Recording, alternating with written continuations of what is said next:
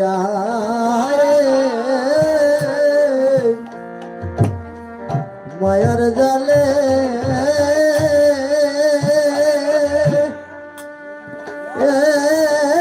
গুরু গো আমি রইয়াছি তোমার ভুলে গো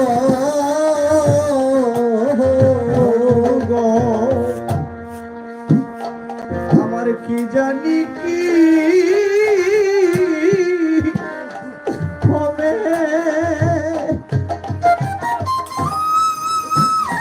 হে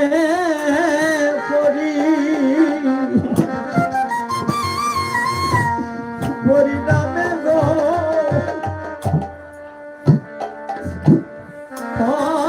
গুরু গো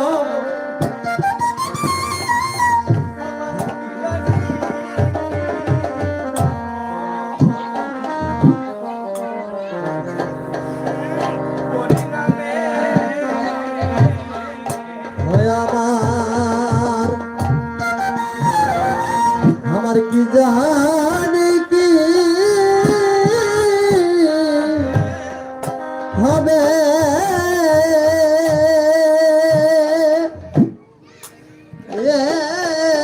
পারি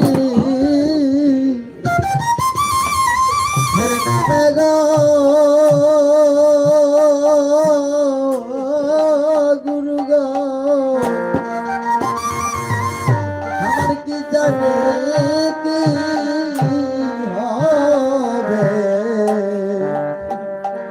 পরিণামে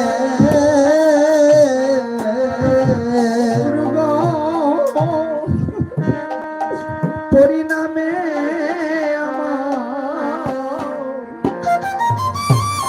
আমার কি হইবে গুরু গো পরিণামে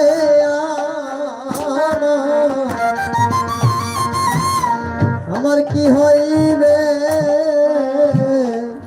আমি ভেবে না পাই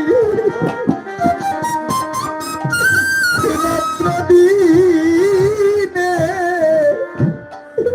পরিণামে আমার কি হইবে গুরু গো ভেবে না পাই ভগরাত্র দিনে ভগ পরিণামে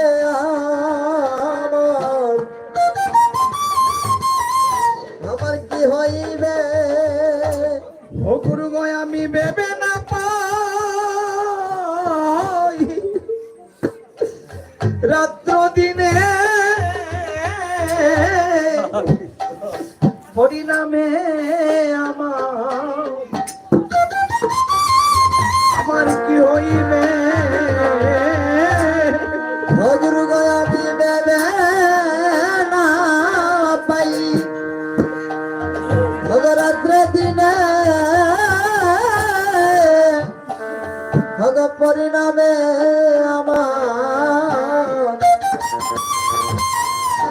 আমার কি হইবে আমি ভেবে না পাই রাত্র দিনে পরিণামে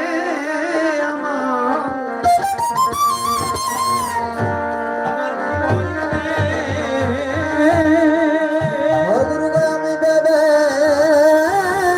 না পাই ভগরাত্র দিনে ভগ পরিণামে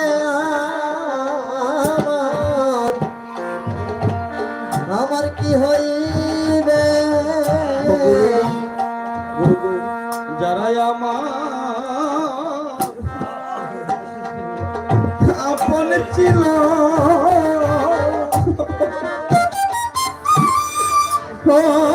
গুরু গো সবাই আমার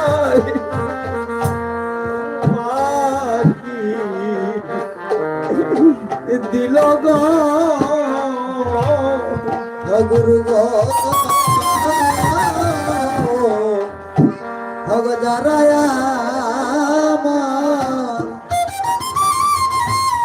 আমার আপন ছিল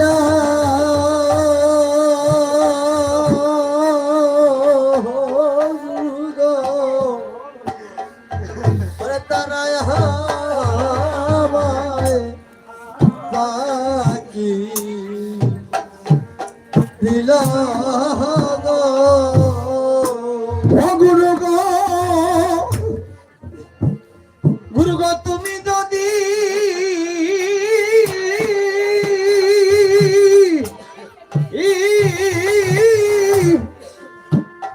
আমায় দাও গো পেলে আমার দ্বারা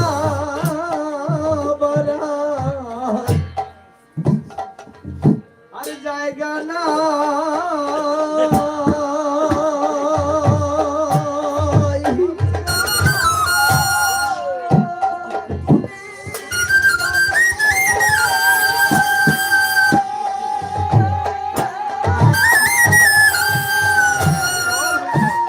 ভগবান ঘটে আমার ধারা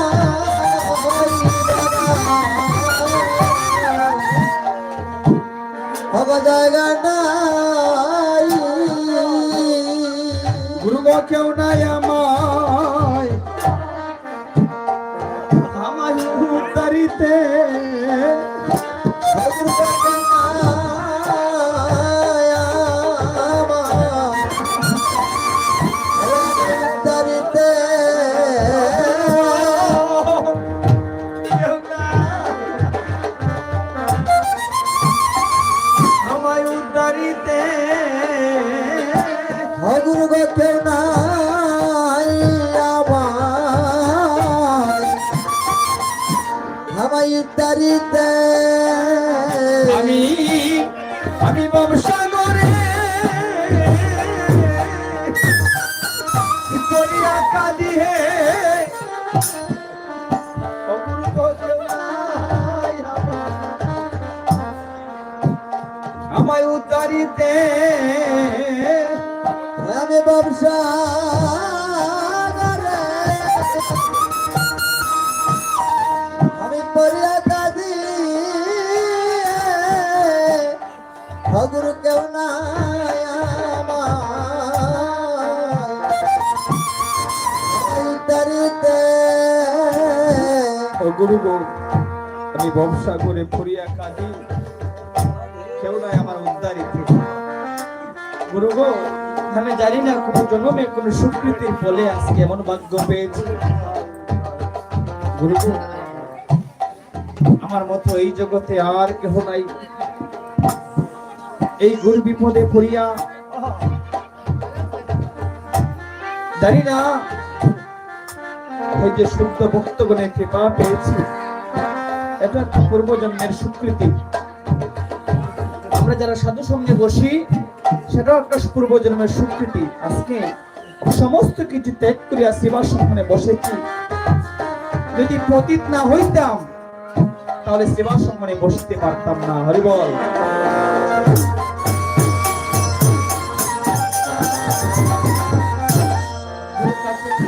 গুরুর কাছে একটাই প্রার্থনা, হে গুরু গো আমাকে পতিত জানিয়া উদ্ধার করিও। আমার মতো পতি এই জগতে আর কেউ নেই। আমরা জানি গোবিন্দকে ভজনা করিতে হলে নিজেকে কাঙ্গাল সাজতে হয়। গোবিন্দ বলে আমি কাঙ্গালের ভগবান। যদি কাঙ্গালের ভগবান না হইতো সেদিন কেন রাজভোগ পেলিয়া বিদুরের ঘরে ওদের না রুকেছিল? শাস্ত্র কেমন করে ভক্তদের সম্মুখে কেমন করে প্রকাশ করলেন ভক্তের মহিমা। হে ভক্তগণ, তোমরা যদি বিদুরের মতো কাঙ্গাল হইতে পারো, হে জীব, এই জগতে যা দিয়ে তোমরা আমার সেবা করো, পূজা করো, সমস্ত কিছু আমি সৃষ্টি করে রেখেছি। এই ফল ফুল পুষ্প জল সবকিছু আমি সৃষ্টি করেছি। আমি চাইলেই সেখান থেকে নিতে পারি। কেন জানো? আমি কেন নেই না জানো? ভক্তের ভক্তি যদি হৃদয়ে থাকে, ভক্তের ভক্তি যদি হৃদয়ে থাকে, আর বাগান থেকে ফুল ফল অথবা পুষ্প জল এনে যদি গোবিন্দের চরণে দেয়, তাহলে সেই সেবাটা আমি গ্রহণ করি। হরি বল। আর হৃদয়ে যদি ভক্তি না থাকে, রাজভোগ কেন মহাপঞ্চভোগ দিল আমার হৃদয়ে, সেই স্থান হয় না। সাধুগুরু বৈষ্ণবগণ, আপনারা তো জানেন, আপনারা ভোগারতি কীর্তন করেন। ভোগারতির মধ্যে সেটা কিন্তু উল্লেখ করা আছে যে সেদিন বিদুরের ঘরে খেয়েছিল, আছে না দাদা? উল্লেখ করা আছে। তাহলে হয়তো অনেকে ভাবি সাধু হয়ে গিয়েছি, অনেকে ভাবি কীর্তনিয়া হয়ে গিয়েছি, অনেকে ভাবি আমি অনেক টাকার মালিক, কীর্তন যে কোনো সময় দিতে পারি। কিন্তু মনে যদি ভক্তি না থাকে, কোনো কিছু কাজে আসবে না। হরি বল, হরি বল।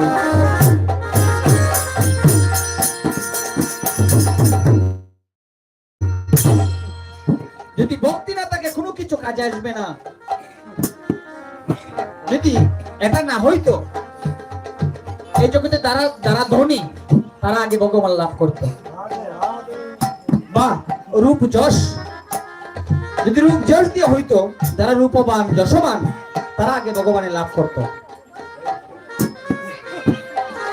ঠিক আছে না? হরি বল। সেজন্য মহাজন বললেন কি, আমি খাঙ্গালে ভগবান, আমি খাঙ্গাল বড় ভালোবাসি, আর খাঙ্গাল বেশি জীবের দাঁড়িয়ে দাঁড়িয়ে ঘুরি। হরি বল, হরি বল।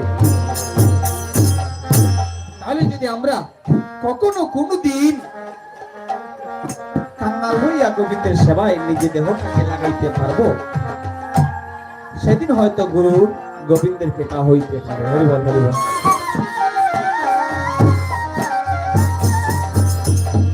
শুধু ভক্তজন, আমি অদম, সাধনহীন, জ্ঞানহীন, যোগ্যতাহীন একটা সাধারণ বালক মাত্র।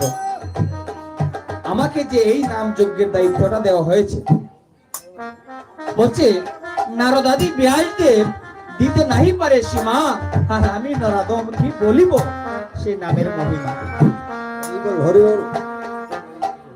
নারদাদি ব্যাসদেব সে নামের মহিমা প্রকাশ করে শেষ করতে পারে নাই, আর আমার মতো অদম আমি কি বলিব নামের মহিমা।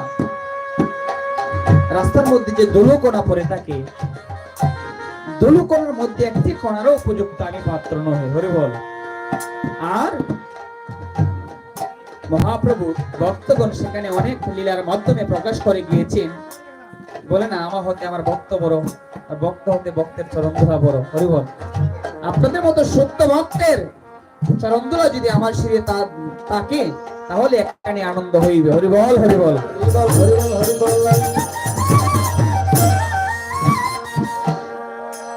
হরি বল, হরি বল। জানেন, এখন যে সময়টা আমরা উত্তর আগস্ট লীলা আস্বাদন করব, সেই লীলার মধ্যে অনেক রস আছে, বা লীলা থেকে অনেক মাধুর্য আমরা আস্বাদন করব। হয়তো লীলা, প্রত্যেকটা লীলার মধ্যে কিন্তু রস আছে, হয়তো অনেকে অনেক ভাবে প্রকাশ করতে পারি না, গুরু কৃপা হয় নাই। হরি বল। আর এই যে লীলা বাই দন প্রেমদন আমরা কোথায় পেয়েছি, কোথায় থেকে এসেছি? আমরা জানি গোলকে গোপনে ছিল, গোলকে গোপনে ছিল সেই শ্রীমতী রাধারানীর প্রেমভাণ্ড। সেই প্রেমভাণ্ড নিতাই নগরে নগরে বিতরণ করেছে। কেন? আমাদের মতো পাপাহত জীবদেরকে উদ্ধার করার জন্য। প্রভু নিজে কাঙ্গাল সেজেছে। সেখানে মহাজন বলে, নিজে আচরে ধর্ম জীবকে শিখায়, সেই সে সিদ্ধান্ত আমরা গীতা ভাগবত পাই।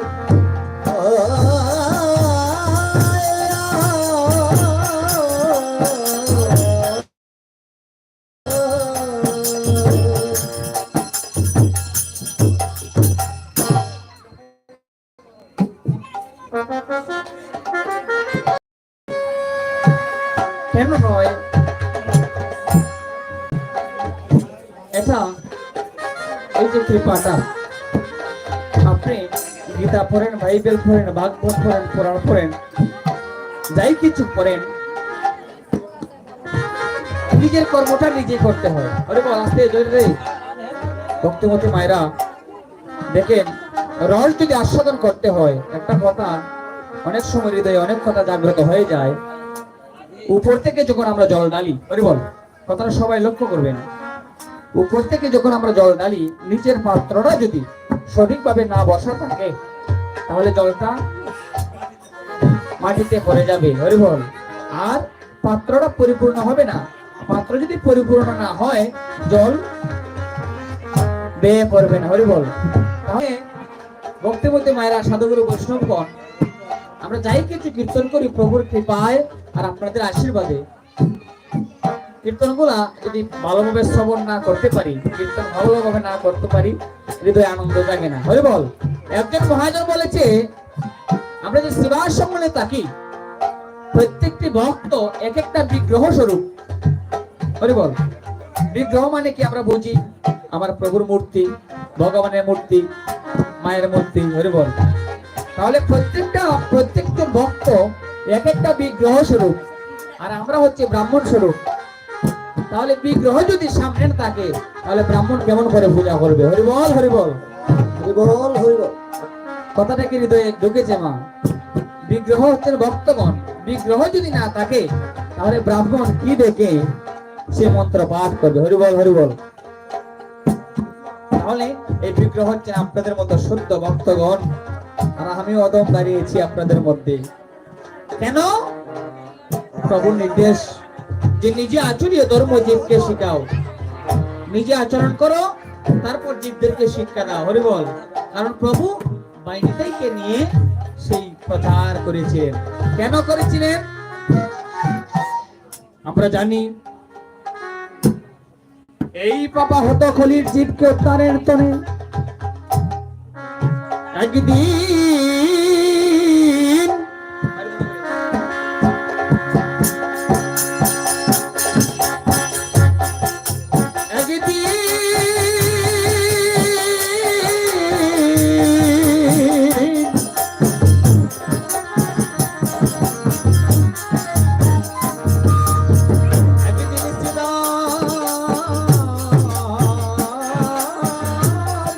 নবদ্বীপে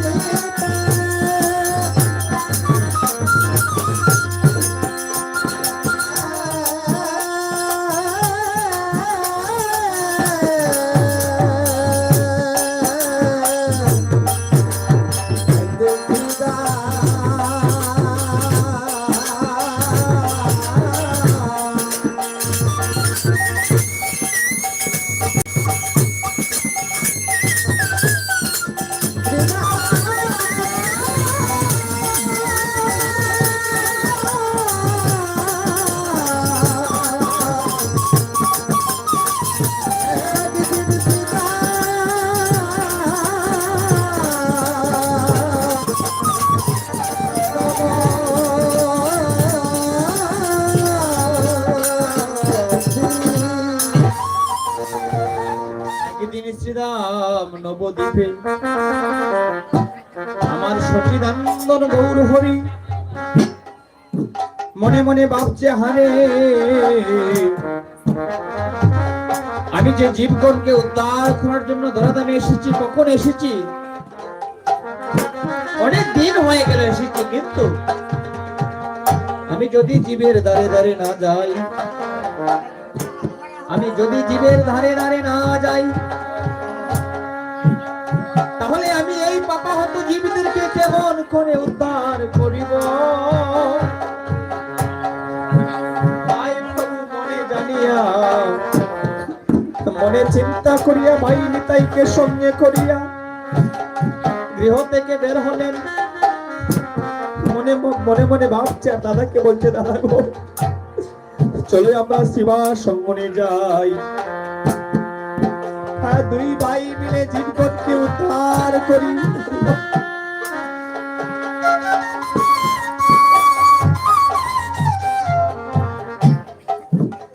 দু ভাই মিলে যে উদ্দেশ্য নিয়ে এসেছি এই দরায়, সংসার মায়ায় ডুবিয়া সবকিছু যেন ভুলে যাচ্ছি। দাদা চলো আমরা এই জীবনকে উদ্ধারের কার্যে লেগে যাই। হরিবল হরিবল। এই জীবনকে উদ্ধারের কাজে লেগে যাই। সেই সময় আমার ভাই নিতাইকে জড়িয়ে ধরে কাঁদছে প্রভু, বলছে দাদা কেমন করে জীবদেরকে উদ্ধার করব? নামে প্রেমে একত্রিত করিয়া এই যে মধুমাখা নাম আমরা জানি, কলির যুগে হরির নাম যজ্ঞ সার, অন্য যজ্ঞ করিলে জীব নাই হবে উদ্ধার। এই যে কলির যুগে হরির নাম যজ্ঞ সার কেন হলো? প্রভু চিন্তা করলেন যে সত্য যুগে মানুষের আয়ু ছিল বেশি, তাদের দারুণ শক্তিও ছিল বেশি, তারা ধ্যান করে ভগবানকে লাভ করেছে হাজার হাজার বৎসর। আর কলির যুগের মানুষের পরমায়ু অল্প, আর মানুষের ধৈর্য শক্তিও কম। পরমায়ু যদি অল্প হয়, ধৈর্য শক্তি যদি কম হয়, তাহলে তো তারা হাজার হাজার শত শত বৎসর সাধনা করতে পারবে, হাজার হাজার শত শত বৎসর সাধনা করিতে পারবে না। আমি এমন একটি উপায় বের করব, সেই উপায়ে পিতা পুত্র অনেক মায়েদের গর্ভের সন্তানও মরে যায়, যদি সে গর্ভে তাকিও সেইটা শ্রবণ করে তাকে আমি উদ্ধার করিব। হরিবল হরিবল।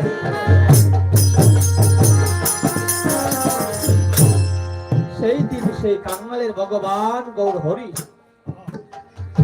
মাগো কীর্তনের যে কি মাধুর্য, কি মহিমা, প্রকাশ করা যায় না, প্রকাশ করে বোঝানো যায় না, এটার মহিমা শেষ নাই।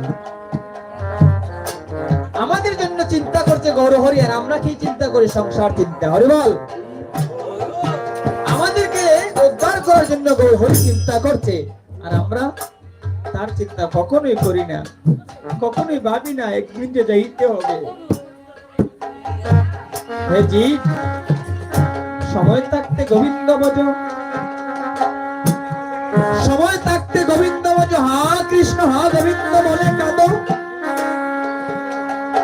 যাদেরকে তুমি আপন মনে করো, যখন বিপদে পড়বে, যখন তোমার দেহ অবশ হয়ে যাবে, দেখবে হয়জন তোমার আপন। হরিবল হরিবল।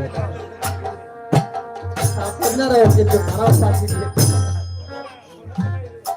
হরিবল। তাহলে গৌর হরি কি ভাবলেন যে আমি জীবগণকে কেমন করে উদ্ধার করব? হরিবল। তাই শুধু ভক্তজন আমরা লীলায় চলে যাই, আর লীলার মধ্যে অনেক আনন্দ, অনেক রস আছে।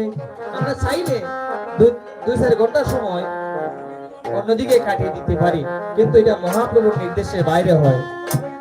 কারণ মহাপ্রভুর যে নির্দেশ লীলা কীর্তন শ্রবণ করা, তাই আমরা লীলা থেকেই আস্তে আস্তে বিভিন্ন রূপ আস্বাদন করব। তবে একটা কথা বলতে পারি, শুধু ভক্তজন ভক্তিমতী মায়েরা, আজকে লীলাটা একটু অন্যরকম হবে। হরিবল। অন্যরকম কি? আমার বদন থেকে হয়তো মনে হয় এই উত্তরাগোষ্ঠ লীলা আপনারা শ্রবণ করেন নাই। অনেক ভালো ভালো কীর্তনিয়া ভালোভাবে উত্তরাগোষ্ঠ লীলা ভক্তদের মধ্যে পরিবেশন করেছে, কিন্তু আমার মতো অদম কোনোদিন মনে হয় না এই আঙ্গিনা 4 বছর যাবত, আমি আজকে 4 বছর যাবত এই আঙ্গিনা কীর্তন করছি, কিন্তু উত্তরাগোষ্ঠ লীলা কিন্তু পরিবেশন করি নাই। তাহলে উত্তরাগোষ্ঠ লীলাটা যে কি? উত্তরাগোষ্ঠ লীলাটা এই আমাদের দেহের সঙ্গে কত, কখন, কেমন করে সম্পর্ক আছে, সেটা আজকে প্রকাশ হইবে। হরিবল হরিবল। হচ্ছে প্রত্যেকটা লীলায় এদের সঙ্গে সম্পর্ক হয়তো আমরা ক্ষুদ্র জ্ঞানে বুঝতে পারি না, আর বুঝাইতেও পারি না। তাহলে এই যে উত্তরাগোষ্ঠ লীলা, প্রত্যেকটা পদে পদে যদি আমরা বিচার করি, বলছে হরিবল রাধে, বিচার করিয়া যে বোঝে তারে কৃষ্ণ নাহি তো যে আর সব মরে অকারণ।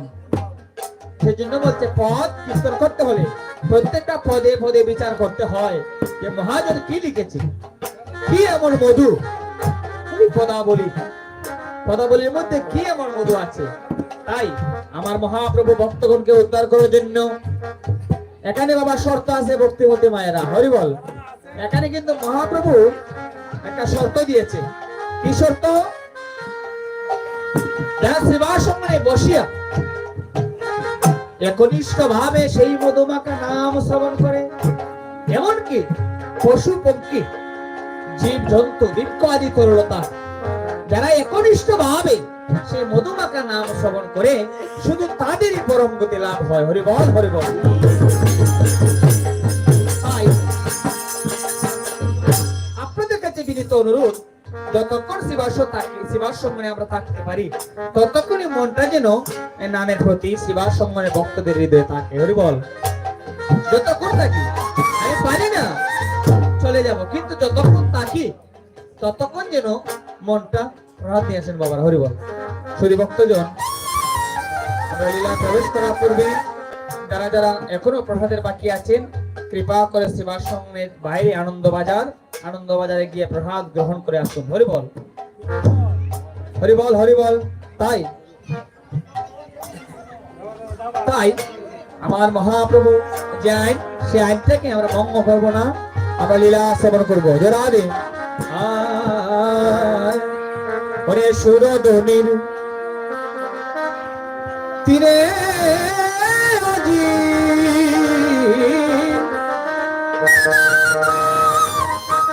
আমার গৌর কিশোর সৌরধনির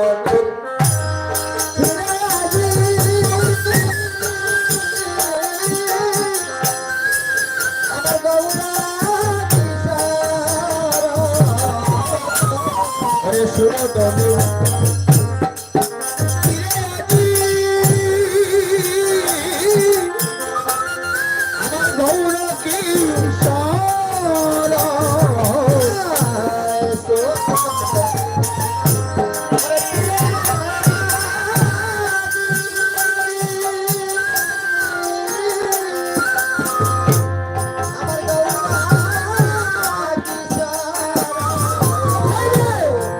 সহজ ওরে সঙ্গ